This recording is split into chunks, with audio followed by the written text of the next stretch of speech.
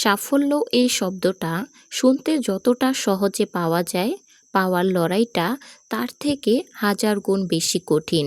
আমরা প্রতিদিন ঘুম থেকে উঠে একটা স্বপ্ন নিয়ে ভাবি, একটা আশা নিয়ে চলি যে আজ হয়তো ভালো কিছু হবে। কিন্তু দিন শেষে যখন আমরা ব্যর্থতার মুখ দেখি, তখন আমাদের সব উৎসাহ হারিয়ে যায়। তুমি কি কখনো ভেবে দেখেছো কেন কিছু মানুষ সফল হয় আর বাকিরা সারা জীবন শুধু আফসোস করে কাটিয়ে দেয়? এর উত্তরটা অনেক সহজ, কিন্তু মেনে নেওয়াটা খুব কঠিন। সফল মানুষগুলো তোমার চেয়ে বেশি বুদ্ধিমান নয়, তারা শুধু তোমার চেয়ে একটু বেশি ধৈর্যশীল। তারা জানে যে সাফল্যের কোনো শর্টকাট রাস্তা নেই। তারা জানে যে আজ যে কষ্ট তারা করছে তার ফল তারা নিশ্চয়ই পাবে। আমাদের চারপাশের পৃথিবীটা বড় অদ্ভুত। তুমি যখন প্রথম কোনো কাজ শুরু করবে, তখন তোমার চারপাশের মানুষ তোমাকে নিয়ে হাসাহাসি করবে। তারা বলবে, তোমার দ্বারা হবে না, তুমি শুধু সময় নষ্ট করছো। এই মানুষগুলো কিন্তু আবার যখন তুমি সফল হবে, তখন সবার আগে এসে বলবে, আমি জানতাম তুমি পারবে। তাই মানুষের কথায় কান দেওয়া বন্ধ করো। মানুষের কাজই হলো বলা।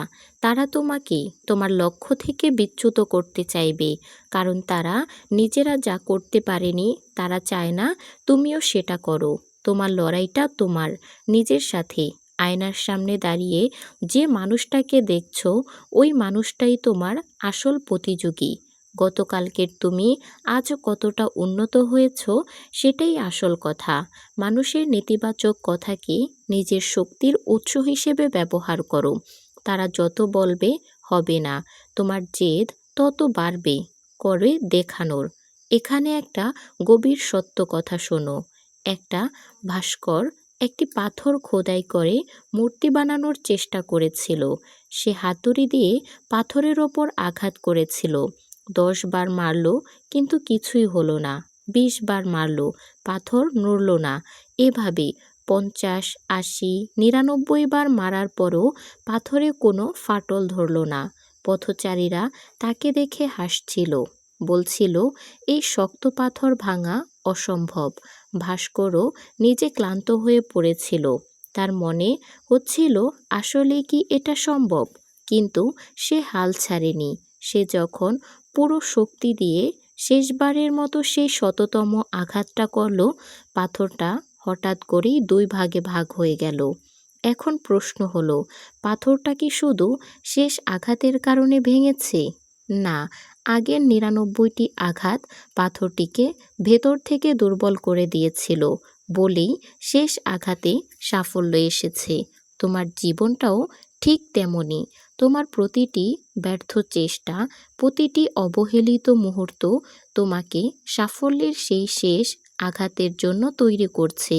তাই মাঝপথে থেমে গিয়ে নিজের আগের 99টি পরিশ্রমকে বৃথা যেতে দিও না। ধৈর্য ধরো, কারণ শেষ আঘাতটা তোমার জীবনের ইতিহাস বদলে দিতে পারে। আমরা সবাই রেজাল্ট দেখতে চাই, কিন্তু প্রসেস বা পদ্ধতিটা উপভোগ করতে চাই না। একটা চারা গাছ লাগিয়ে কি পরের দিনই ফলের আশা করা যায়? কখনোই না। সেই গাছটিকে রোদ, বৃষ্টি এবং ঝড়ের সাথে লড়াই করে বেঁচে থাকতে হয়, তবেই সে একদিন ফল দেয়। তোমার জীবনটাও ঠিক তেমনি। তুমি আজ যে ঘাম জড়াচ্ছ, যে নিঘুম রাত কাটাচ্ছ, সেগুলো বৃথা যাচ্ছে না। প্রতিটি মুহূর্ত তোমাকে সাফল্যের দিকে এগিয়ে নিয়ে যাচ্ছে। ব্যর্থতা মানেই কিন্তু শেষ নয়। ব্যর্থতা হলো নতুন করে শুরু করার একটি সুযোগ মাত্র, তবে এবার আরও বেশি অভিজ্ঞতার সাথে। পৃথিবীর বড় বড় সফল মানুষদের জীবনী পড়ে দেখো। তারা সবাই একবার নয়, বরং 1000 বার ব্যর্থ হয়েছেন। থমাস এডিসন বাল্ব আবিষ্কারের আগে 1000 বার ব্যর্থ হয়েছিলেন। তাকে যখন জিজ্ঞেস করা হয়েছিল, তখন তিনি বললেন, আমি 1000 বার ব্যর্থ হয়েছি, বরং আমি 1000টা উপায় শিখেছি যা দিয়ে বাল্ব তৈরি করা সম্ভব নয়। এই মানসিকতাটাই হলো বিজয়ী হওয়ার মূল চাবিকাঠি। তোমার ভেতরে যদি সেই জেদ থাকে, তবে পৃথিবী তোমাকে থামাতে পারবে না। অজুহাত দেওয়া বন্ধ করো, আমার টাকা নেই, আমার সময় নেই, আমার ভাগ্য খারাপ। এসব কথা অলস মানুষদের লক্ষণ। ভাগ্য বলে কিছু নেই, কঠোর পরিশ্রমী ভাগ্য তৈরি করে। তুমি যদি আজ শুয়ে বসে সময় কাটাও, তবে কাল তোমার জন্য কেউ অপেক্ষা করবে না। সময় কারো জন্য থেমে থাকে না। আজ যে সময়টা তুমি হেলায় নষ্ট করছো, এই সময়টা আর কখনো ফিরে পাবে না। তাই উঠে দাঁড়াও, নিজের ভেতরের আগ্নেয়গিরিকে জাগিয়ে তোলো। তুমি জন্ম নিয়েছ বিজয়ী হওয়ার জন্য, হেরে যাওয়ার জন্য নয়। পরিস্থিতি সবসময় তোমার পক্ষে থাকবে না। ঝড় আসবে, তুফান আসবে, কিন্তু তোমাকে হতে হবে পাথরের মতো অটল। কোনো বাধাই যেন তোমাকে তোমার স্বপ্ন থেকে দূরে সরিয়ে না দেয়। নিজেকে প্রশ্ন করো, আজ থেকে 5 বছর পর তুমি নিজেকে কোথায় দেখতে চাও? তো বন্ধুরা, ভিডিওটি ভালো লাগলে একটা লাইক কমেন্ট করে দাও। আর ভিডিওটি তোমার প্রিয় মানুষদের সাথে শেয়ার করো যারা জীবনে সফল হতে চায়। দেখা হচ্ছে পরবর্তী কোনো ভিডিও নিয়ে। সেই পর্যন্ত ভালো থেকো, সুস্থ থেকো। আল্লাহ হাফেজ।